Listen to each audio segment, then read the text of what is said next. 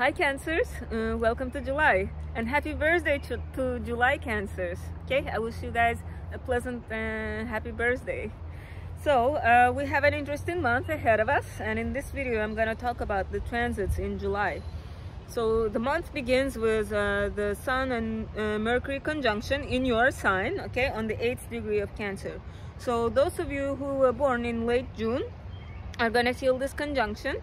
And if you had your birthday on June 28th, yeah, June 28th, 29th, that means you have this conjunction of Sun and Mercury on your solar return chart. If you don't know solar return, I would highly recommend Googling it or researching it, okay, because it shows how your year is going to be next year.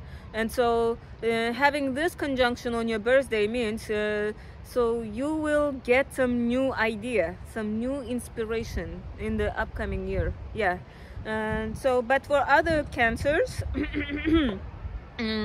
this can mean like again, think of it this way. The Sun is the boss of our solar system, and Mercury is the planet of communication. So communication is gonna meet with the boss. So yeah, in your first house, and Mercury rules your house of like subconscious. So I don't know, maybe you'll get some idea. I don't know. So yeah, basically that is at the beginning of the month. Technically, this conjunction happened on June 30th, but yeah, on July 1st it's still active. Anyway, on July 3rd we have a full moon in Capricorn on the 11th degree of Capricorn. That means it's gonna be in your 7th house. Relationship matters are illuminated. So the Sun is in your 1st house and the Moon is in your 7th house. So yeah, but the thing is, this is not a lunar eclipse, so it's not like some major ending, major culmination. No, not like that. So you can expect some minor culminations, some minor endings, or illumination of some sort, maybe realization. Okay, this doesn't mean your relationship is gonna end. No, maybe you're gonna understand something. Maybe if you had some like minor fight with your significant other, now at this full moon you're gonna be like, oh, okay, now I see your point. Yeah, and make up. And the good thing about this full moon is that it doesn't make any negative aspects, no harsh aspects. Okay, remember the full moon that happened in June in Sagittarius? That full moon was tense because there were two T-square aspects in the sky on that day. And yeah, I don't know how you guys felt, but in my case, like I felt the depressing effect of that full moon like 3 days after the full moon. So yeah, try to think. But now this time the good thing is this full moon is not bad. And so as I said, this is not a lunar eclipse, so don't expect some major endings. Don't think that your relationship is gonna end. No. It's more like you will come to some sort of understanding, realization, okay? Because the moon, your emotions are gonna be completely illuminated with the sunlight. So yeah, and the moon is gonna be making a trine to Taurus and sextile to Saturn in Pisces. And remember, Capricorn is ruled by Saturn. So when the ruling planet is making an aspect to the full moon, it means it's a good influence. Yeah. So yeah, I would say this is a good full moon. And you know, normally at full moons we feel very emotional, very moody, very irritable, on the edge. But at this full moon, I would say our emotions are gonna be full, but in a positive way. This full moon is happening right before July 4th, so we might be more on a festive, like celebrating mood. Okay, mood for like partying. Yeah. Think of it like this way. When there's like full moon, we have the tides, right? Like high tides. I don't know the correct term. English is not my native language, so I apologize for that. So yeah, but you get the idea. When there's full moon, like there's lots of water on the beach. Yeah, and that's how. And since we are 80% water, like we are emotionally full as well around this time. So yeah, use this energy to like party. There's no bad aspect here. And so after this full moon, oh wait, no, what I wanted to mention is, so this full moon is happening on the 11th degree of Capricorn. That means the Cancers who were born on July 3rd, you will have this full moon in your solar return chart. I was talking about solar returns earlier. So yeah, you guys will have this full moon on your solar return. That means this upcoming year, something will come to an end. So you will do something for the last time. Maybe you were living at some place, but then sometime this year or next year, until your next birthday, you're gonna move places. Okay, maybe you will leave your hometown. Maybe like you will sell this house and move to a new house. So yeah, you get the idea. It's like you will do something for the last time this year. That's how this full moon on your birthday is gonna affect you. I mean, it's not bad. Maybe you will move from a smaller house to a bigger house, you know. It's not always bad. On July 6th, we have this T-square aspect involving the moon, Venus, Mars, and Uranus. But it's gonna last for only one day, because the moon, you know, it changes signs every 2.5 days. So yeah, but beware, on July 6th, people might be a little bit like on the edge, irritable. You yourself might feel that way, but be patient with yourself and others. It's gonna last for only one day. And then on July 9th, we have the last quarter moon in Aries on the 17th degree. Okay, what do last quarter moon means? Like moons mean? So that means it is the beginning of a week before new moon. So it's not an ideal time to start anything new. Even if you do start, it's not gonna take off the ground. I will give you an example. In May, I was having some problems, and like in panic, I didn't check the transits. I forgot completely about the transits because I was so focused on the problem that I had, that I found like some solution, and I started working on that project. Like not working, but like I decided to go somewhere. I packed all of my stuff, but somehow I couldn't find a way to get there, and because of the postponement, the other party decided like to cancel it. So yeah, I ended up not doing it at all. Like, so I spent the entire week before the new moon in stress. Okay, so don't repeat my mistake. So after July 9th, take that time to recharge your batteries. It's like time for wrapping things up that began with the previous new moon in Gemini in June. Okay, so take this time to recharge your batteries and get ready for the new moon in Cancer. So yeah, on July 10th, Mars enters Virgo until August 27th. Virgo for you is your third house, and so yeah, communication matters are gonna be somehow activated. Maybe you will talk more, get like more assertive with communication. Think of Mars this way, like Mars is like an energizer planet. Think of it like as an engine on airplanes. It makes airplanes fly, right? Yeah, so now imagine that engine, that energizer in your communication house. So your communication will be more active. You will be more assertive if you are shy. Yeah, or more direct in communication. Yeah, I should say that. So yeah, and then on July 11th, Mercury enters Leo until July 28th. So Mercury is the planet of communication, and your second house is Leo. So the planet of communication in your money house. It's gonna spend 2.5 weeks in your money house. So yeah, somehow like you will be discussing money matters, I guess. What else?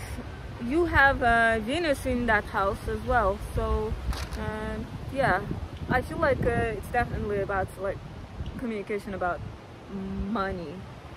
Yeah, you might not even notice it, but yeah, you will be talking about money. And now finally on July 17th, we have a new moon in Cancer on the 24th degree of Cancer.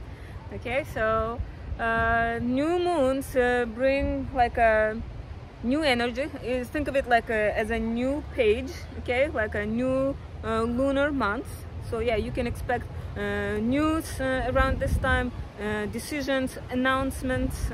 Yeah, I don't know if you guys have noticed this, but like if you haven't, tried to observe, you will notice that new moons always bring something new. Yeah, some news, some message, some decision, some announcement. Yeah. And you should start new things after July 17th.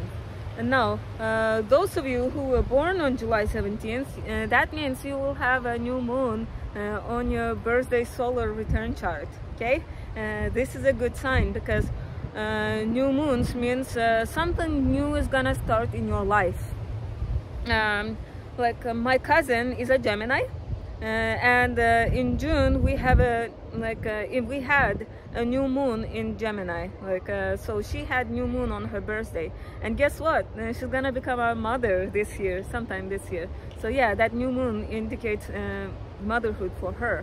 Okay, in your case, it doesn't mean that all of you are gonna become mothers. Some of you might, yes, or for others it might mean again, moving to a new house, maybe something starting a new job, something new, you will notice it. So it's a good thing to have a new moon on your birthday. So yeah, and now this new moon is it's not I don't know, it has this opposition from Pluto on the 29th degree of Capricorn. Okay, so the sun and moon will be opposed by Pluto, and Pluto, as you know, it's the power of the planet of power, power struggles. So yeah, but don't expect to be super moody, because full moons make us moody. New moons, we are usually calm. Again, the sea tide example.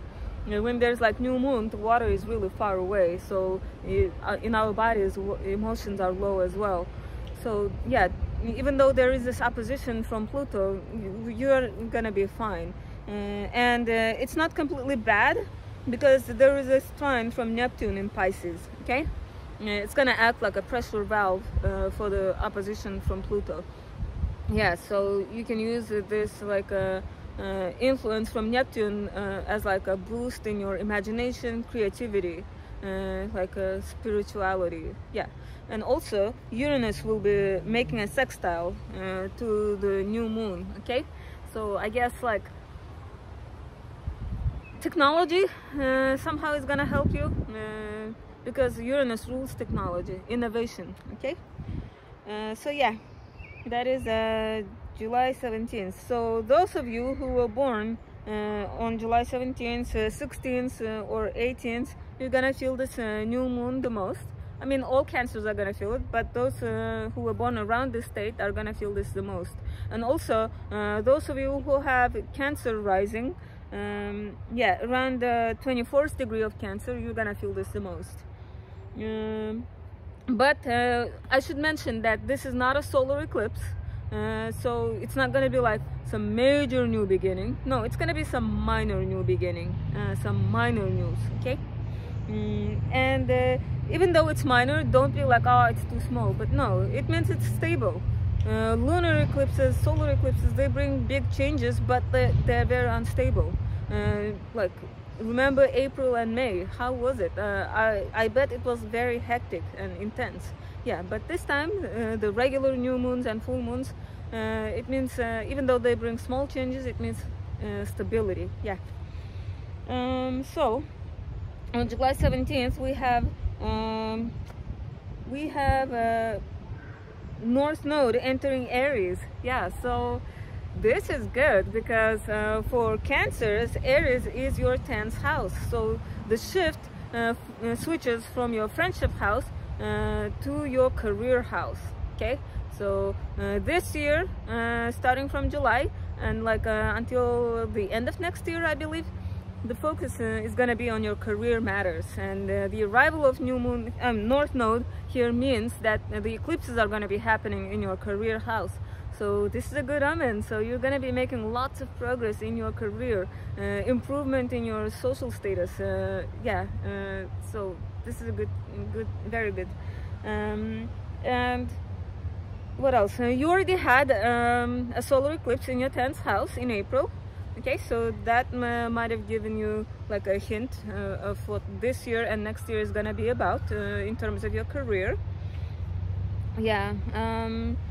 Now, North Node takes 18 years to come back to the same sign. So that means last time North Node was in Aries in your 10th house was in 2005 and 6.